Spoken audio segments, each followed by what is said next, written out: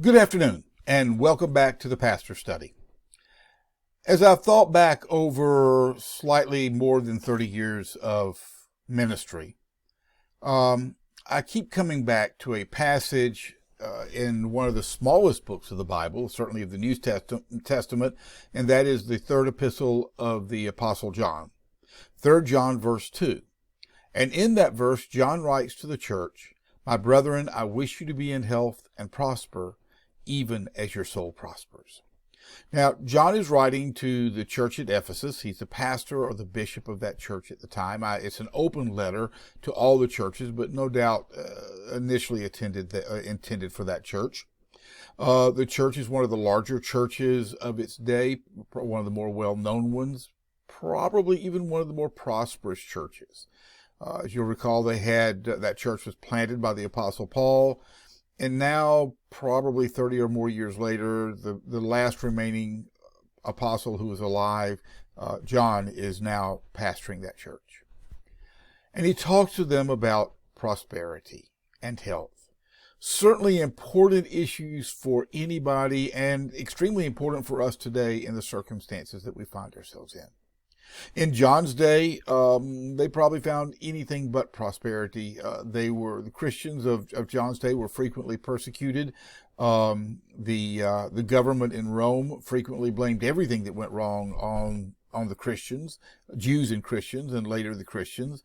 So there was a lot of persecution and a lot of that sort of thing taking place.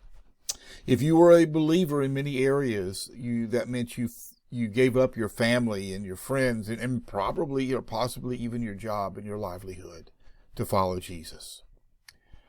So John writes to the church and says, "I wish you to be in health and prosper," wonderful things. And then he says, "even as your soul prospers." John is telling them that there is a priority that needs to take place here, or the setting of a priority, and that priority is not our prosperity, is not our bank account, it is not our checkbook. Rather, it is our soul prosperity. That is our SOUL, not SOLE. John writes to the church and says, if you're interested in health and wealth, that's okay. But there's something else that's more important, and that's your relationship with Jesus. As John writes that, I can't help but think about where we are today. Over 700,000 people have lost their jobs just in the 3 or 4 weeks since this virus hit our country. There's no doubt in my mind it's going to get worse, and possibly if we have a second wave next fall, even more so beyond that. People aren't worried so much about how they're going to pay for their cars today, in some cases, as they are about how they're going to simply eat. The psalmist David, hundreds upon hundreds of years before the Apostle John wrote this in I believe it's Psalm 37. "I'm young, have been young, but now I'm old," and boy, can I identify with that statement. He says, "I've been young, but now I'm old, and yet I've never seen the righteous forsaken, nor their seed begging bread." What was David saying? He's saying that for those who are godly people, those who have a relationship with the Father, those who live in a righteous way, have a relationship with the Father that is a provisional relationship, and it extends even to their children's generation. Wow, that's important. In 2 Corinthians, I believe it's chapter 9, Paul writes that the Father gives us bread for food and seed for sowing and bread for food.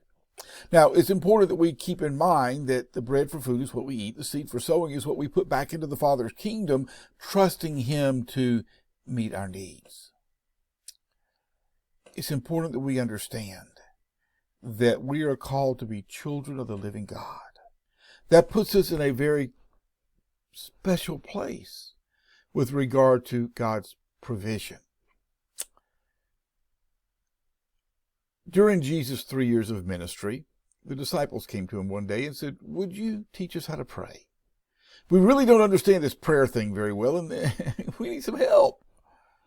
So he teaches them what we've come to know as the Lord's Prayer. And in that, in one small section, he says,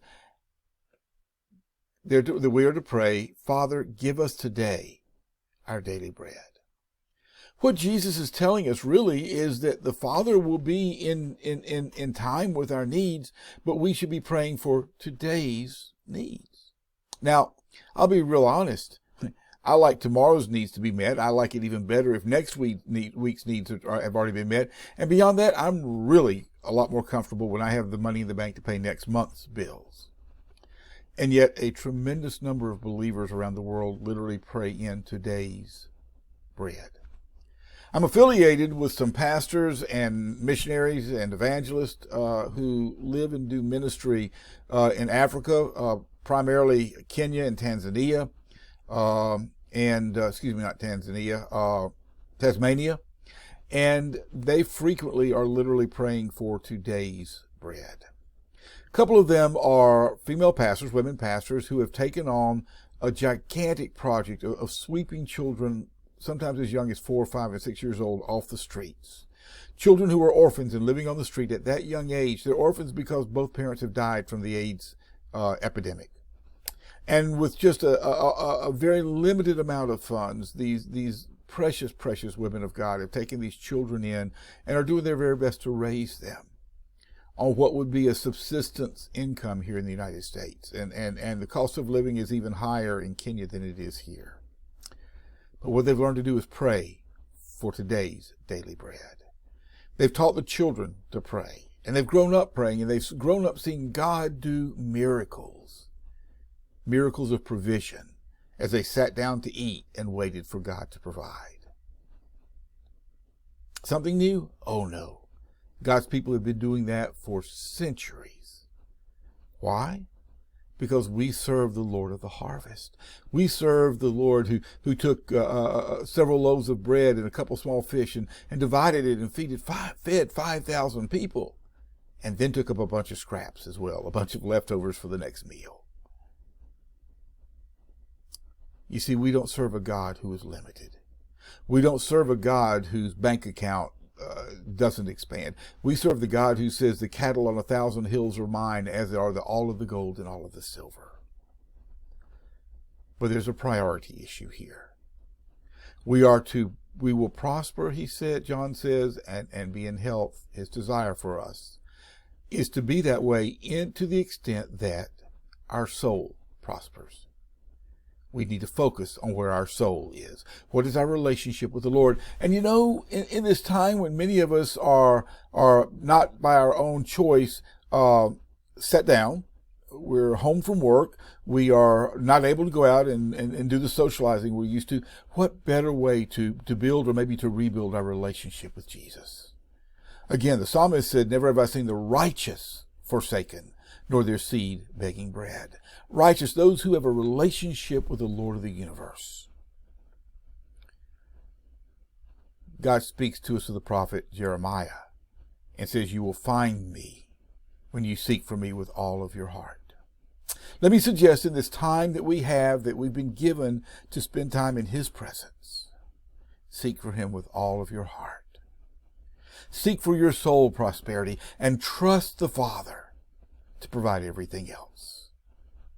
And that's the word today from the Pastor Study. Have a great day and be blessed.